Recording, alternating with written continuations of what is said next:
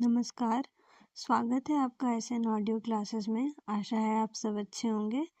तो अपनी श्रृंखला को जारी रखते हुए हम आज सुनेंगे निर्मल वर्मा की कहानी 1.5 इंच ऊपर। अगर आप चाहें तो इस मेज पर आ सकते हैं, जगह काफ़ी है। आखिर एक आदमी को कितनी ही जगह चाहिए। नहीं नहीं, मुझे कोई तकलीफ नहीं होगी। बेशक अगर आप चाहें तो चुप रह सकते हैं। मैं खुद चुप रहना पसंद करता हूँ। आदमी बात कर सकता है और चुप भी रह सकता है एक ही वक्त में। इसे बहुत कम लोग समझते हैं। मैं बरसों से यह करता आ रहा हूँ। बेशक आप नहीं, आप अभी जवान हैं। आपकी उम्र में चुप रहने का मतलब है चुप रहना, और बात करने का मतलब है बात करना। दोनों बातें एक साथ नहीं हो सकती। आप छोटे मग से पी रहे हैं। आपको शायद अभी लत नहीं पड़ी। मैं आपको देखते ही समझ गया था कि आप इस जगह के नहीं हैं। इस घड़ी यहाँ जो लोग आते हैं उन सबको मैं पहचानता हूँ। उन सब में आप बात नहीं कर सकते। उन्होंने पहले से ही बहुत पी रखी होती है। वे यहाँ आते हैं अपनी आखिरी बियर के लिए। दूसरे पब बंद हो जाते हैं और वे कहीं और नहीं जा सकते। वे बहुत जल्दी ख़त्म हो जाते हैं, मेज पर, बाहर सड़क पर, ट्रैम में। कई बार मुझे उन्हें उठाकर उनके घर पहुंचाना पड़ता है। बेशक अगले दिन वे मुझे पहचानते भी नहीं। आप गलत न समझें, मेरा इशारा आपकी तरफ नहीं था। आपको मैंने यहाँ पहली बार देखा है। आप आकर चुपचाप मेज पर बैठ गए। मुझे यह बुरा सा लगा। नहीं, आप घबराइए नहीं। मैं अपने आप पर आपको थोपूंगा नहीं। हम एक दूसरे के साथ बैठकर भी अपनी अपनी बियर पर अकेले रह सकते हैं। मेरी उम्र में यह ज़रा मुश्किल है, क्योंकि हर बूढ़ा आदमी थोड़ा बहुत डरा हुआ होता है। धीरे धीरे गरिमा के साथ बूढ़ा होना बहुत बड़ा ग्रेस है। हर आदमी के बस का नहीं। वह अपने आप में नहीं होता। बूढ़ा होना एक कला है जिसे काफ़ी मेहनत से सीखना पड़ता है। क्या कहा आपने? मेरी उम्र? ज़रा अंदाज़ा तो लगाइए। अरे नहीं साहब, आप मुझे नाहक खुश करने की कोशिश कर रहे हैं। यूं अपना मुझे खुश जरूर कर दिया हो, और अगर अपनी इस खुशी को मानने के लिए मैं एक बियर और ले लूं तो आपको कोई ऐतराज़ तो नहीं होगा। और आप नहीं लेंगे? नहीं, मैं जिद नहीं करूँगा। रात के 3 बजे, यह भयानक घड़ी है। मैं तो आपको अनुभव से कहता हूँ। 2 बजे लगता है अभी और रात है, और 4 बजे सुबह होने लगती है। लेकिन 3 बजे आपको लगता है आप न इधर हैं न उधर। मुझे हमेशा ऐसा लगता है कि मृत्यु आने की कोई घड़ी है तो यही घड़ी है। हर आदमी को अपनी ज़िंदगी और अपनी शराब चुनने की आज़ादी होनी चाहिए। दोनों को सिर्फ एक बार चुना जा सकता है। बाद में हम सिर्फ उसे दोहराते रहते हैं। जो एक बार पी चुके हैं या एक बार जी चुके हैं। आप दूसरी जिंदगी को मानते हैं? मेरा मतलब है मौत के बाद भी। उम्मीद है आप मुझे घिसा पिटा जवाब नहीं देंगे कि आप किसी धर्म में विश्वास नहीं करते। मैं खुद कैथोलिक हूँ, लेकिन मुझे आप लोगों का यह विश्वास बेहद दिलचस्प लगता है कि मौत के बाद भी आदमी पूरी तरह से मर नहीं जाता। हम पहले एक जिंदगी पूरी करते हैं, फिर दूसरी, फिर तीसरी। अक्सर रात के समय मैं इस समस्या के बारे में सोचता हूँ। आप जानते हैं, मेरी उम्र में नींद आसानी से नहीं आती। नींद के लिए छटाक भर लापरवाही चाहिए। आधा छटाक थकान। अगर आपके पास दोनों चीज़ें नहीं हैं तो आप उसका मुआवजा 1.5 छटाक बियर पीकर कर सकते हैं। इसलिए मैं हर रोज़ आधी रात के वक्त यहाँ चला आता हूँ, पिछला 15 वर्षों से लगातार। मैं थोड़ा बहुत सोता ज़रूर हूँ, लेकिन 3 बजे के आसपास मेरी नींद टूट जाती है। उसके बाद मैं घर में अकेला नहीं रह सकता। रात के 3 बजे यह भयानक घड़ी है। मैं तो आपको अनुभव से कहता हूँ। 2 बजे लगता है अभी रात है, और 4 बजे सुबह होने लगती है। लेकिन 3 बजे आपको लगता है कि आप न इधर न उधर। मुझे हमेशा ऐसा लगता है कि अगर मृत्यु की कोई घड़ी है तो यही घड़ी है। क्या कहा आपने जनाब? नहीं, मैं बिल्कुल अकेला नहीं रहता। आप जानते हैं, पेंशन याफ्ता लोगों के अपने शौक होते हैं। मेरे पास एक बिल्ली है, बरसों से मेरे पास रह रही है। जब जरा देखिए, मैं यहाँ बियर पीते हुए आपसे लंबी चौड़ी बातें कर रहा हूँ, उधर वो मेरे इंतज़ार में दरवाजे पर बैठी होगी। आपके बारे में मुझे मालूम नहीं, लेकिन मुझे यह ख्याल काफ़ी तसल्ली देता है कि कोई मेरे इंतज़ार में बाहर सड़क पर आंखें लगाए बैठा है। मैं ऐसे लोगों की कल्पना नहीं कर सकता जिनका इंतज़ार कोई नहीं कर रहा हो, या जो खुद किसी का इंतज़ार नहीं कर रहे हो। जिस क्षण आप इंतज़ार करना छोड़ देते हैं, उस क्षण आप जीना भी छोड़ देते हैं। बिल्लियाँ काफ़ी देर तक और बहुत सब्र के साथ इंतज़ार कर सकती हैं। इस लिहाज से वे औरतों की तरह हैं, लेकिन सिर्फ इस लिहाज से नहीं, औरतों की तरह उनमें अपनी तरफ खींचने की, आकर्षित करने की असाधारण ताकत है। डर और मोह दोनों ही। हम अकेले में उन्हें देखकर बंधे लुटे से खड़े रहते हैं। यूं डर आप कुत्तों या दूसरे जानवरों से भी लगता होगा, लेकिन वह निचले दर्जे का डर है। आप एक ओर किनारा करके चले जाते हैं, कुत्ता दूसरी ओर किनारा करके चले जाता है। उसे डर लगता रहता है कि कहीं आप उस पर बेईमानी ना कर बैठे, और आप इसलिए सहमे से रहते हैं कि कहीं वह आंख बचाकर आप पर ना झपट पड़े। लेकिन उस डर में कोई रहस्य, कोई रोमांच, कोई संभावना नहीं है, जैसी अक्सर बिल्ली या सांप को देखने से उत्पन्न होती है। सच बात यह है, और यह मैं अनुभव से कह रहा हूँ, कि बिल्ली को औरतों की तरह आप आखिर तक सही सही नहीं पहचान सकते, चाहे आप उसके साथ वर्षों से ही क्यों ना रह रहे हों। इसलिए नहीं कि वे खुद जानबूझकर कोई चीज़ छिपाए रखती हैं, बल्कि खुद आप में इतनी हौसला नहीं होता कि आप आखिर तक उनके भीतर लगे दरवाज़ों को खोल सकें। आपको ये बात ज़रा अजीब नहीं लगती कि ज़्यादातर हमें वही चीज़ें अपनी तरफ खींचती हैं जिनमें थोड़ा सा आतंक छिपा रहता है? अगर आप बुरा ना माने तो मैं एक और बियर लूँगा। कुछ देर में यह पब बंद हो जाएगा और फिर सारे शहर में सुबह तक एक बूंद भी दिखाई नहीं देगी। आप डरिए नहीं, मैं पीने की अपनी सीमा जानता हूँ। आदमी को ज़मीन से करीब 1.5 इंच ऊपर उठना चाहिए, इससे ज़्यादा नहीं, वरना वो ऊपर उठता जाएगा और फिर इस उड़ान का अंत होगा पुलिस स्टेशन में या किसी नाली में, जो ज़्यादा दिलचस्प नहीं। लेकिन कुछ लोग डर के मारे ज़मीन पर ही पाँव जमाए रहते हैं। ऐसे लोगों के लिए पीना न पीना बराबर है। जी हाँ, सही फासला है 1.5 इंच।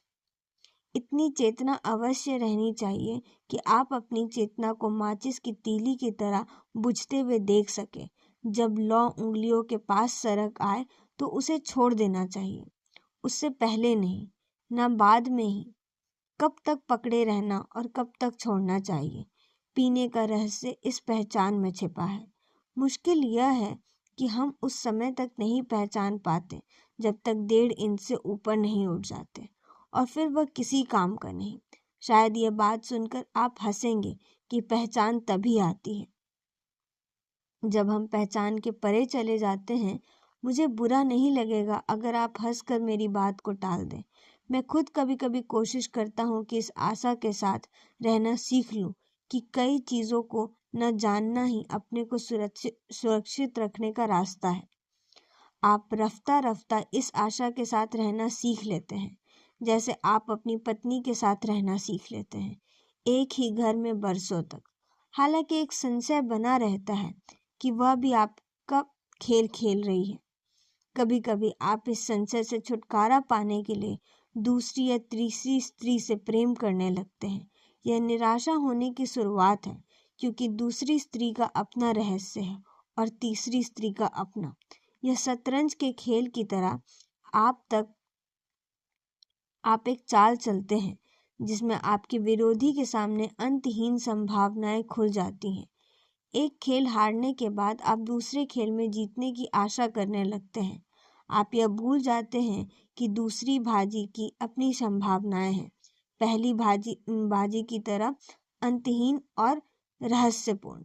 देखिए, इसलिए मैं कहता हूँ, आप जिंदगी में चाहे कितनी औरतों के संपर्क में आए, असल में आपका संपर्क सिर्फ एक ही औरत से होता है। क्या कहा आपने? जी नहीं, मैं आपको पहले से ही कह चुका हूँ, घर में मैं अकेला रहता हूँ। अगर आप मेरी बिल्ली को छोड़ दें। जी हाँ, मैं विवाहित हूँ। मेरी पत्नी अब जीवित नहीं है, यह मेरा अनुमान है। आप कुछ हैरान से हो रहे हैं। अनुमान मैं इसलिए कह रहा हूँ क्योंकि मैंने उसे मरते हुए नहीं देखा। जब आपने किसी को आंखों से मरते नहीं देखा, अपने हाथों से दफनाया नहीं, तो आप सिर्फ अनुमान लगा सकते हैं कि वह जीवित नहीं।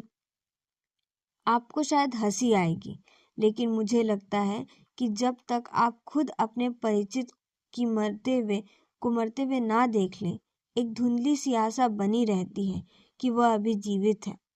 आप दरवाज़ा खोलेंगे और वह रसोई से भागकर तौलिए से हाथ पोंछती हुई आपके सामने आ खड़ी होगी। बेशक यह भ्रम है, ऐसा होता नहीं। उसके बजाय अब बिल्ली आती है, जो दरवाजे के पीछे देहरी से सिर टिकाए अपनी आंखों का रंग बदलती रहती है। मैंने लोगों से कहते सुना है कि समय बहुत कुछ सिखा लेता है। क्या आप भी ऐसा सोचते हैं? मुझे मालूम नहीं, लेकिन मुझे कभी कभी लगता है कि वह सीखता उतना नहीं जितना बुहार देता है, अंधेरे कोनों में या कालीन के नीचे, ताकि बाहर से किसी को दिखाई ना दे। लेकिन उसके पंजे हमेशा बाहर रहते हैं। किसी भी अजानी घड़ी में वे आपको दबोच सकते हैं। शायद मैं भटक रहा हूँ। बियर पीने का यह एक सुख है। आप रास्ते से भटक जाते हैं और चक्कर लगाते रहते हैं, एक ही दायरे के इर्द गिर्द, राउंड एंड राउंड। आप बच्चों का वह खेल जानते हैं, जैसे वे एक दायरा बनाकर बैठ जाते हैं और सिर्फ एक बच्चा रुमाल लेकर चारों तरफ चक्कर काटता है। आपके देश में भी खेला जाता है? वाह, देखिए ना, हम चाहे कितनी ही अलग क्यों ना हो, बच्चों के खेल हर जगह एक जैसे ही रहते हैं। उन दिनों हम सब की कुछ वैसी ही हालत थी, क्योंकि हम में से कोई भी यह नहीं जानता था कि वे कब अचानक किसके पीछे अपना फंदा छोड़ जाएगा। हमसे हर आदमी एक भयभीत बच्चे की तरह बार बार पीछे मुड़कर देख लेता था, और कहीं उसके पीछे तो नहीं। जी हाँ, इन्हीं दिनों यहाँ जर्मन आए थे। आप तो उस दिन बहुत छोटे रहे होंगे। मेरी उम्र भी बहुत ज़्यादा नहीं थी, और हालांकि लड़ाई के कारण सुबह से शाम तक काम में जुटना पड़ता था, मैं एक जवान बैल की तरह डटा रहता था।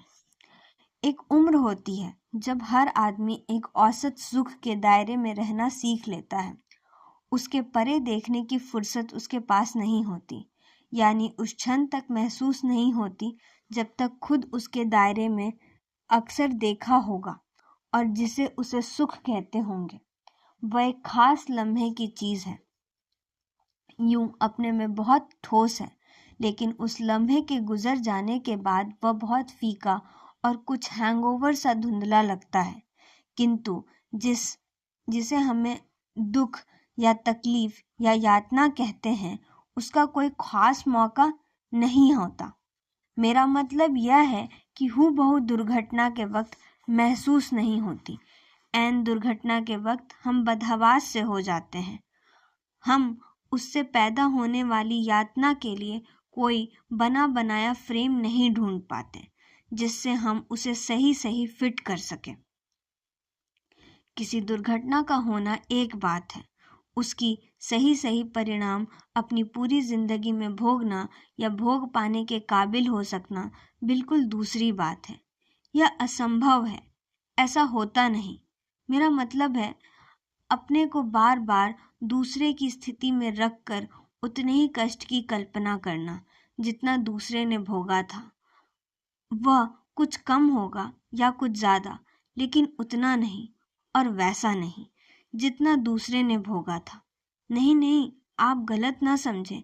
मैंने अपनी पत्नी को कष्ट भोगते नहीं देखा। मैं जब घर पहुंचा, वे उसे ले जा चुके थे। 7 बरस की विवाहित जिंदगी में यह पहला मौका था जब मैं खाली घर में घुसा था। बिल्ली? नहीं, उन दिनों वह मेरे पास नहीं थी। मैंने उसे काफी वर्षों बाद पालना शुरू किया था। दूसरे घरों के पड़ोसी जरूर अपनी अपनी खिड़कियों से झांकते हुए मुझे देख रहे थे। यह स्वाभाविक भी था। मैंने खुद ऐसे लोगों को खिड़की से झांक कर देखा करता था, जिनके रिश्तेदारों को गेस्टोपा पुलिस पकड़कर बंद गाड़ी में ले जाती थी। लेकिन मैंने ये कभी कल्पना न की थी कि एक दिन मैं घर लौटूंगा और मेरी पत्नी का कमरा खाली पड़ा होगा। देखिए, मैं आपसे एक बात पूछना चाहता हूँ। क्या यह अजीब बात नहीं कि जब हम कभी मौत, यातना या दुर्घटना की बात सुनते हैं या सुबह अखबार में पढ़ते हैं, तो हम ये विचार कभी नहीं आता कि ये चीज़ें हम पर हो सकती हैं या हो सकती हैं। नहीं, हमें हमेशा ऐसा लगता है कि ये दूसरों के लिए है। आहा, मुझे खुशी है कि आप एक बियर ले रहे हैं। आखिर आप खाली ग्लास के सामने सारी रात नहीं बैठ सकते। क्या कहा आपने? मैं जानता था आप ये सवाल जरूर पूछेंगे। अगर ना पूछते तो मुझे आश्चर्य होता। नहीं जनाब, शुरू में मैं खुद कुछ नहीं समझ सका।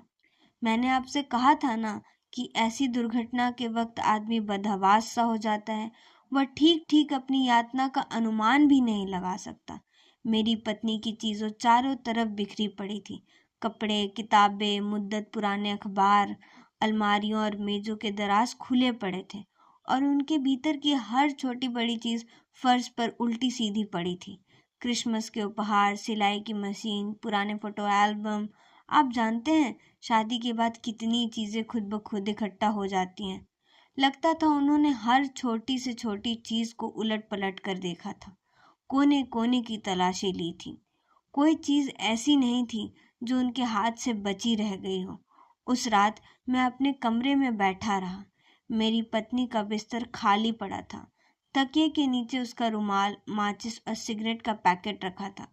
सोने से पहले वो हमेशा सिगरेट पिया करती थी। शुरू में मुझे उसकी आदत अखरती थी, लेकिन धीरे धीरे मैं उसका आदी हो गया था। पलंग के पास तिपाई पर उसकी किताब रखी थी, जिसे वह उन दिनों पढ़ा करती थी। जिस पन्ने के पिछली रात पढ़कर छोड़ दिया था, वह निशानी के लिए उसने अपना क्लिप दबा लिया था। क्लिप पर उसके बालों की गंध जड़ी थी। आप जानते हैं, किस तरह बरसों बाद भी हमें छोटी छोटी तफसीलें याद रह जाती हैं। यह शायद ठीक भी है। विवाह से पहले हम हमेशा बड़ी और अनुभूतिपूर्ण चीज़ों के बारे में सोचते हैं, लेकिन विवाह के बाद अरसा साथ रहने के कारण यह बड़ी चीज़ें हाथों से फिसल जाती हैं। सिर्फ कुछ छोटी मोटी आदतें, ऊपर से सतही दिखने वाली दिनचर्या, रोज़मर्रा के आपसी के भेद बचे रह जाते हैं, जिन्हें हम शर्म के कारण दूसरों से कभी नहीं कहते, किंतु जिनके बिना हर चीज सुनी सी जान पड़ती है। उस रात मैं अकेले कमरे में अपनी पत्नी की चीजों के बीच बैठा रहा। उस घड़ी शायद मैं अपने में नहीं था। मुझे कुछ भी समझ में नहीं आ रहा था। वह अपने कमरे में नहीं थी। यह महज एक हकीकत थी। मैं उसे समझ सकता था, किंतु वे उसे पकड़कर क्यों ले गए थे? यह भयानक भेद मेरी पकड़ के बाहर था। आखिर मेरी पत्नी ही क्यों? मैं उस रात बार बार अपने से यह प्रश्न पूछता रहा। आपको तनिक आश्चर्य होगा कि 7 वर्षों की वैवाहिक जिंदगी में पहली बार मुझे अपनी पत्नी पर संदेह हुआ था, मानो उसने कोई चीज मुझसे छुपा कर रखी हो, कोई ऐसी चीज जिसका मुझे कोई सरोकार नहीं था। बाद में मुझे पता चला कि गेस्टोपा पुलिस बहुत दिनों से उसकी ताक में थी। उसके पास कुछ गैर कानूनी पैम्पलेट और पर्चियां पाई गई थी, जो उन दिनों अज्ञात रूप से लोगों में बांटी जाती थी। जर्मन अधिकारियों की आंखों में यह सबसे संगीन अपराध था। पुलिस ने यह सब चीजें खुद मेरे पत्नी के कमरे से बरामद की थी। और आपको शायद ये बात काफ़ी दिलचस्प जान पड़ेगी कि खुद मुझे उनके बारे में कुछ मालूम नहीं था। उस रात से पहले तक मैं और वह एक ही कमरे में सोते थे, प्रेम करते थे और इसी कमरे में कुछ ऐसी चीज़ें थी जो उसका रहस्य थी, जिसमें मेरा कोई साझापन नहीं था। क्या आपको यह बात दिलचस्प नहीं लगती कि वह मेरी पत्नी को मुझसे कहीं अधिक अच्छी तरह जानते थे? जरा ठहरिए, मैं अपना ग्लास खत्म कर लेता हूँ। मैं फिर आपका साथ दूंगा। कुछ देर बाद वे बंद कर देंगे और फिर नहीं, इतनी जल्दी नहीं। पीने का लुत्फ इत्मीनान से पीने में है। हमारी भाषा में एक कहावत है, हमें जी भर कर पीना चाहिए, क्योंकि 100 बरस बाद हम इस दुनिया में नहीं होंगे। 100 बरस, यह काफी लंबा अरसा है, आप नहीं सोचते? हम में से कोई भी इतने अरसे तक जिंदा रह सकेगा? मुझे शक है। आदमी जीता है, खाता है, पीता है और एक दिन अचानक फट। नहीं जनाब, भयानक चीज मरना नहीं है। लाखों रोज मरते हैं और आप चू भी नहीं करते। भयानक चीज यह है कि मृत आदमी अपना भेद हमेशा के लिए अपने साथ ले जाता है और हम उसका कुछ नहीं बिगाड़ सकते। एक तरह से वो हमसे मुक्त हो जाता है। उस रात मैं अपने घर के एक कमरे से दूसरे कमरे में चक्कर लगाता रहा। आपको शायद हंसी आएगी कि पुलिस के बाद मैं दूसरा आदमी था जिसे अपनी पत्नी की चीज़ों की दोबारा तलाशी ली थी। एक एक चीज़ को उलट पलट कर पूरी गहराई से उन्हें देखा परखा था।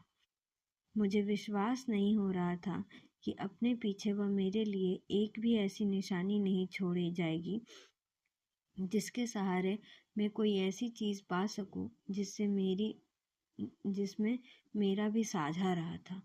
उसके विवाह की पोशाक, ड्रेसिंग टेबल के दराज में रखे हुए कुछ पत्र जो विवाह से पहले मैंने उसे लिखे थे, कुछ पंख और पत्थर जिन्हें वह जमा किया करती थी।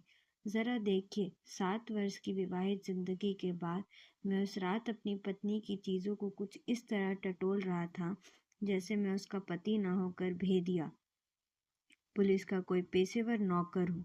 मुझे रह रहकर विश्वास नहीं हो पा रहा था कि अब मैं उससे कुछ नहीं पूछ सकूंगा। वह उनके हाथों से बच नहीं सकेगी, यह मैं जानता था। वे जिन लोगों को पकड़कर ले जाते थे, उनमें से मैंने एक को भी वापस लौटते नहीं देखा था। लेकिन रात मुझे इस चीज़ ने इतना भयभीत नहीं किया कि मृत्यु उसके बहुत नज़दीक है, जितना उस चीज़ ने की कि मैं कभी उसके बारे में पूरा सत्य नहीं जान सकूंगा। मृत्यु हमेशा के लिए उसके भेद पर ताला लगा देगी और वह अपने पीछे एक भी ऐसा सुराग नहीं छोड़ जाएगी जिसकी मदद से मैं उस ताले को खोल सकूंगा।